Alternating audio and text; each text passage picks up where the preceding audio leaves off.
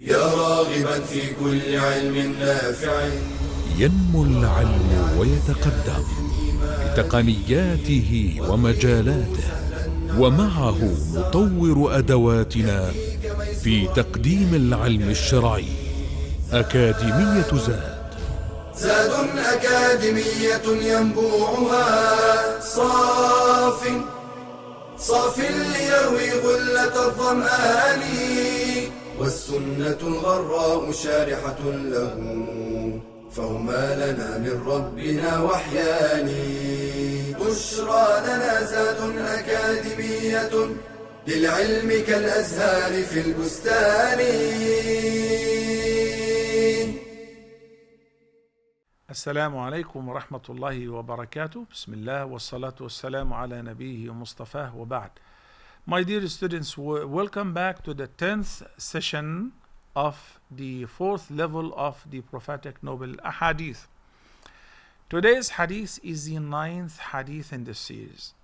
It is narrated by one of the greatest companions of the Prophet ﷺ. He was young, he was a teenager during the life of Prophet Muhammad ﷺ, but he have learned a lot from him and then from his companions after his life. That is his cousin, Abdullah ibn Abbas, may Allah be pleased with him, and his father, who narrated that the Messenger of Allah, sallallahu alaihi wasallam, may Allah's peace and blessings be upon him, said, if people were given according to their claims, well, some people would claim the wealth and the lives of others. Rather, the burden of proof is on the one who makes the claim, the claimant, the plaintiff. And an oath is required of the one who denies it, who is the defendant. The hadith is collected by Al-Bayhaqi, and it is classed as a Hasan hadith, but part of it is collected by Imam Bukhari and Imam Muslim. And it has a very important fiqhi rule, which is Al-Bayyinatu ala al-mudda'i wal-yaminu ala man ankar in Arabic. It's a very important principle in the judicial system.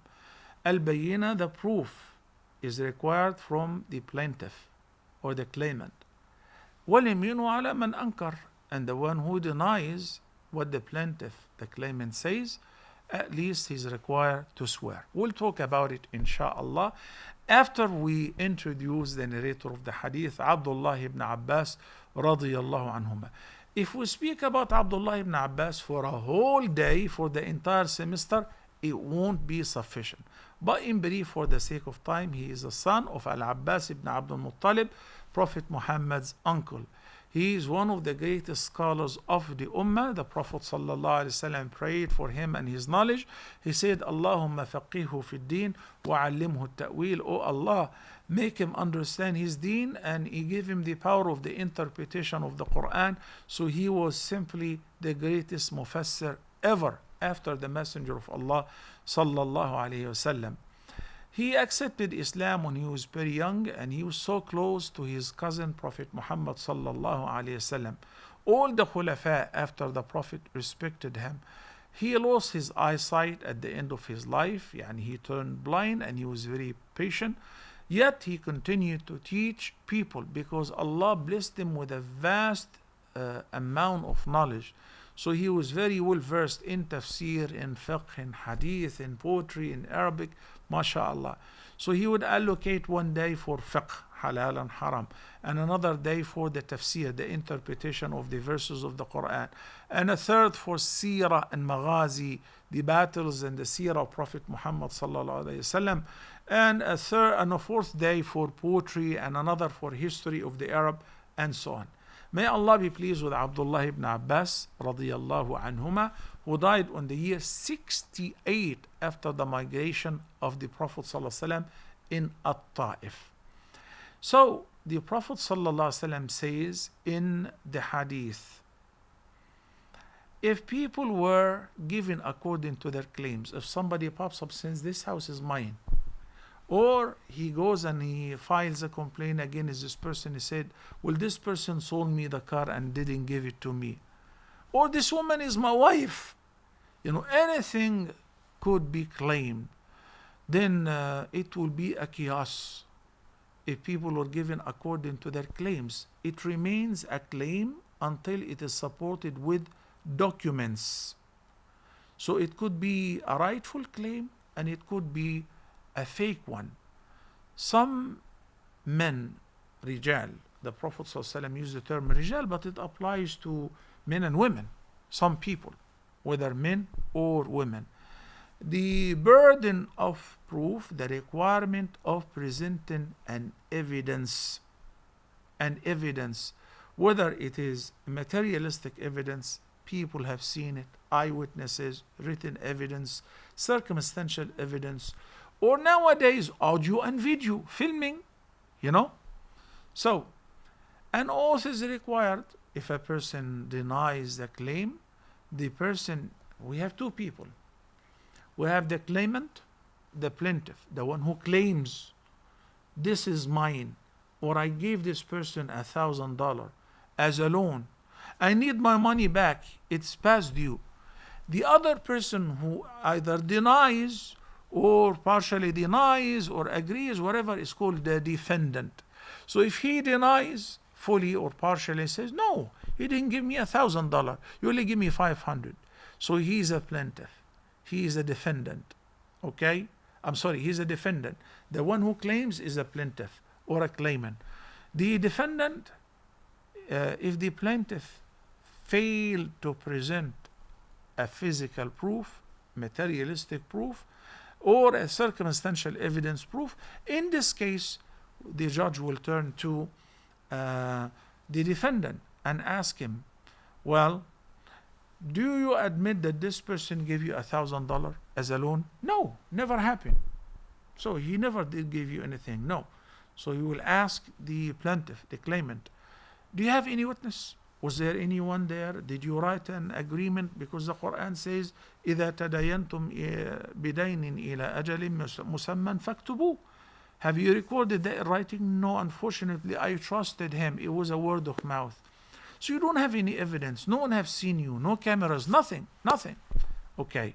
So the judge or whoever is judging, looking into the case, would look at the defendant, the person whom the claimant claimed that he owes me money, or he sold me the car, or he gave me this or that, or whatever in his possession is mine.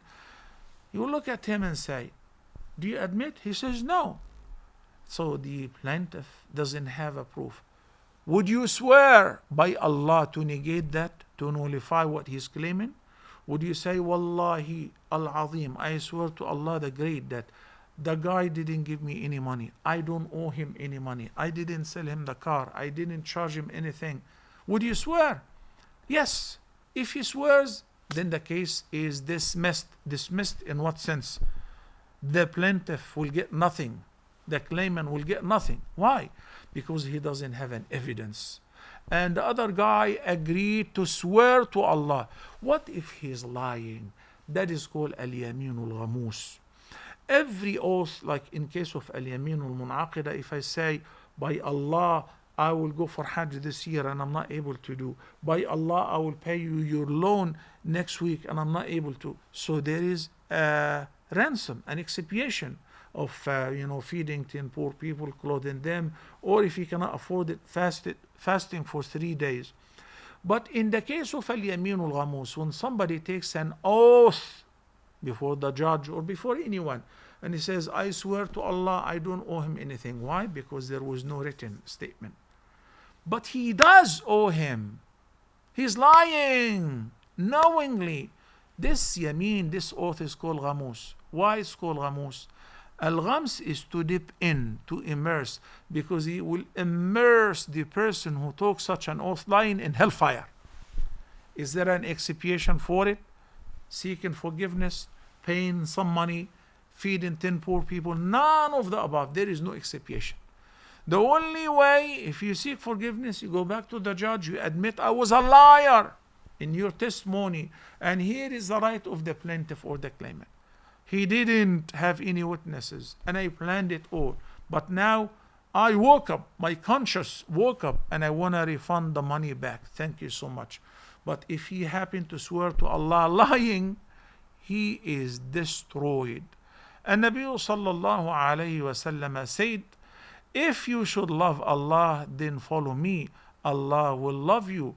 That's actually, a verse of the Quran supporting the statement of the Prophet sallallahu alayhi wasallam. قل إن كنتم تحبون الله فاتبعوني يحببكم الله ويغفر لكم ذنوبكم والله غفور رحيم.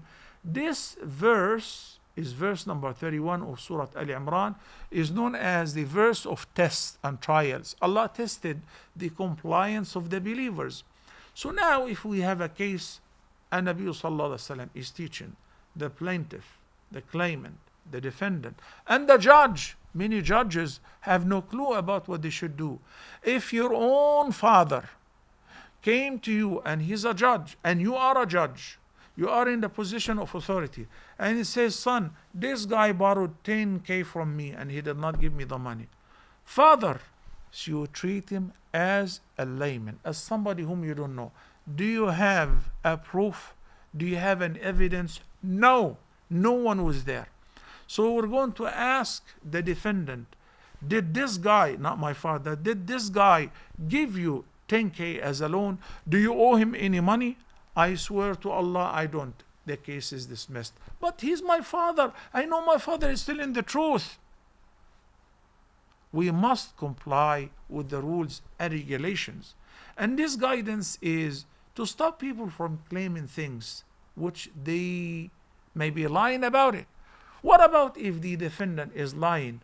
What about if you follow the procedures from the beginning and you record that in writing, or you bring witnesses, or you record it on video, as the Prophet sallallahu alaihi wasallam taught us, and as it's stated in the longest verse of the Quran, which is known as Ayatul Dain. We learn from this lesson, brothers and sisters, that, and from this hadith, no one's claim can be accepted at face value. Rather, it requires proof or acceptance on the part of the one against whom the claim is made. He is called the defendant. Okay. Also, we learn that the hadith mentions an important principle when judging between people, which is beneficial to all judges. Judges who sit to judge between people should be learned and should be aware of all the ahkam of fiqh. Because if they don't and they judge between people wrongfully, they will end up in hellfire. May Allah guide us to what is best. Islamic teachings aim to protect people's property and lives from being toyed with. Proof is required from the plaintiff, and proof may take several forms. We mentioned shahada of witnesses, circumstantial evidences. Like what? When you say circumstantial evidences, do you remember the story of Sulaiman and Dawood? Prophet David, two women came and they have a child. Each one of them claims this child is mine. Why? Each one of them had a child, and as they were outside, the wolf devoured one of the two babies. So each one of them claimed the living baby is mine. Well, basically everyone knows her child very well, but the one who lost her child, who was the elder one, wanted to take the child of the other. So when they appeared before Dawood alayhi salam, he judged that let the older lady take the child, the baby, because the younger one still have a chance to bear another child, and so on. But when Suleiman, peace be upon him, arrived, he had a very interesting judgment. What he said, no problem. Give me a saw. I'm going to cut the baby into half and give each one of you a half. So the one who's actually the mother of the baby cried and begged him, please don't do that. Give the baby to her. So he recognized that she is the mother, because only the mother would fear for her baby, and she wouldn't rather let him die even if he goes with another woman. Yani the judges have their ways of finding out through circumstantial evidences and so on. Finally, if the defendant refuses to swear, that's a sign that he is lying. So we accept the claim of the claimant or the plaintiff. May Allah guide us to what is best. Wassalamu alaikum wa rahmatullahi wa barakatuh. يا راغبا في كل علم نافع. ينمو العلم ويتقدم بتقنياته ومجالاته، ومعه نطور أدواتنا في تقديم العلم الشرعي. أكاديمية زاد أكاديمية ينبوعها